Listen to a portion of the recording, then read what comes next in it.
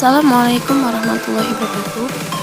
Perkenalkan, nama saya Devsya Ningsih dari Program Pendidikan Ekonomi semester 3. Di sini saya akan menjelaskan mengenai inflasi. Pengertian inflasi. Inflasi adalah suatu keadaan perekonomian di suatu negara di mana terjadi kecenderungan kenaikan harga-harga barang dan jasa secara umum dalam jangka waktu yang panjang, disebabkan karena tidak seimbangnya arus uang dan barang.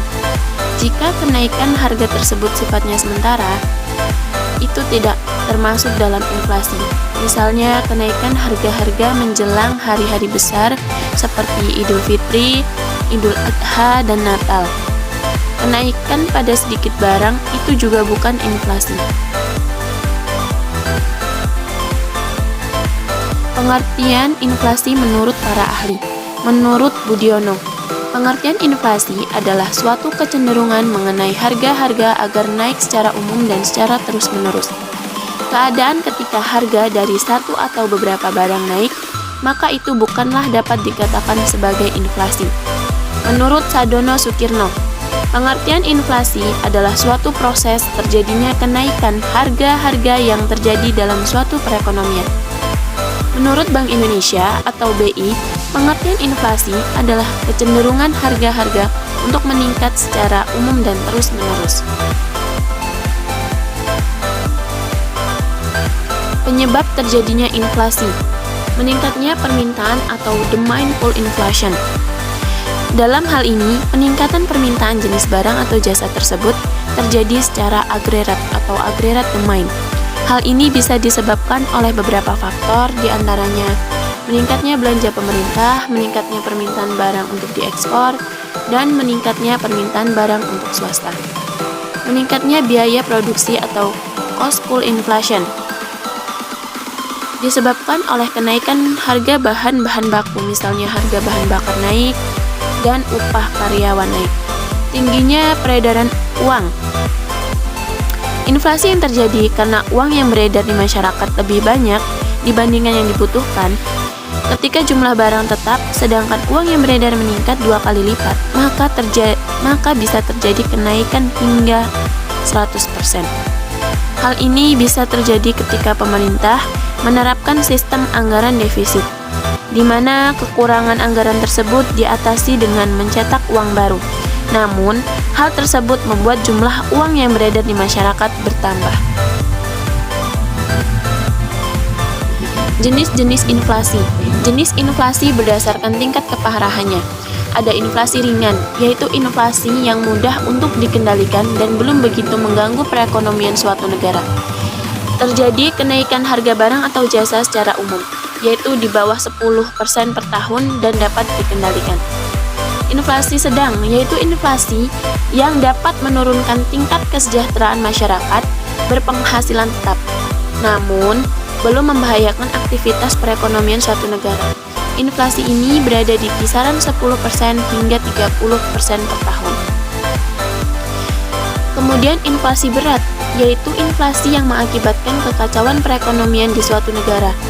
Pada kondisi ini, umumnya masyarakat lebih memilih menyimpan barang dan tidak mau menabung karena bunganya jauh lebih rendah ketimbang nilai inflasi. Ini berada di kisaran 30% hingga 100% per tahun.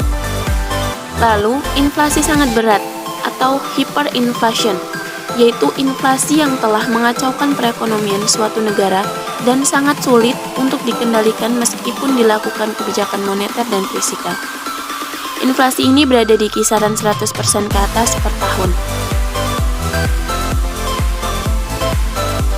Jenis inflasi berdasarkan penyebabnya, yaitu ada 3. Demand pull inflation, yaitu inflasi yang terjadi karena permintaan akan barang atau jasa lebih tinggi dari yang bisa dipenuhi oleh produsen. Yang kedua, cost push inflation, yaitu inflasi yang terjadi karena terjadi kenaikan biaya produksi sehingga harga penawaran barang naik.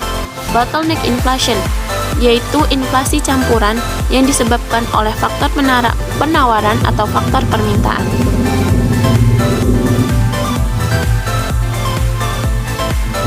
Jenis inflasi berdasarkan sumbernya, yaitu ada 2. Domestic inflation, dan imported inflation.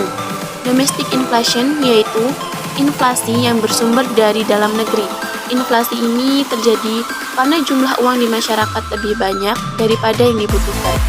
Inflasi jenis ini juga dapat terjadi ketika jumlah barang atau jasa tertentu berkurang sedangkan permintaan tetap sehingga harga-harga naik. Imported inflation yaitu inflasi yang bersumber dari luar negeri. Inflasi ini terjadi pada negara yang melakukan perdagangan bebas di mana ada kenaikan harga di luar negeri. Contoh, Indonesia melakukan impor barang modal dari negara lain. Ternyata, harga barang-barang modal di negara tersebut naik. Kenaikan harga tersebut berdampak bagi Indonesia sehingga mengakibatkan inflasi.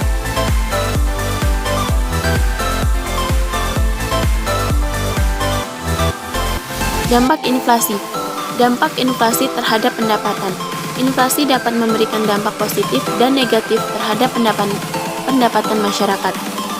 Pada kondisi tertentu, misalnya inflasi lunak, justru akan mendorong para pengusaha untuk memperluas produksi sehingga meningkatkan perekonomian. Namun, inflasi akan berdampak buruk bagi mereka yang berpenghasilan tetap, karena nilai uangnya tetap sedangkan harga barang atau jasa naik. Dampak inflasi terhadap ekspor. Kemampuan ekspor suatu negara akan berkurang ketika mengalami inflasi, karena biaya ekspor akan lebih mahal. Selain itu, daya saing barang ekspor juga mengalami penurunan, yang pada akhirnya pendapatan dari devisa pun berkurang. Dampak inflasi terhadap kalkulasi harga pokok. Kondisi inflasi akan mengakibatkan perhitungan penetapan harga pokok menjadi sulit karena bisa menjadi terlalu kecil atau terlalu besar. Hal ini kemudian akan membuat proses penetapan harga pokok dan harga jual menjadi tidak akurat. Pada kondisi tertentu, inflasi akan membuat para produsen kesulitan dan mengakibatkan kekacauan perekonomian. Dampak inflasi terhadap minat menabung. Pada kondisi inflasi, minat menabung sebagian besar orang akan berkurang. Alasannya, karena pendapatan dari bunga tabungan jauh lebih kecil, sedangkan penabung harus membayar biaya administrasi tabungannya.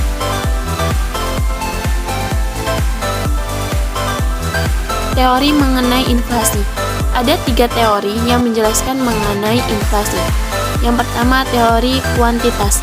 Seperti yang disebutkan pada pengertian inflasi di atas, semakin banyak uang yang beredar maka harga akan naik. Teori Keynes.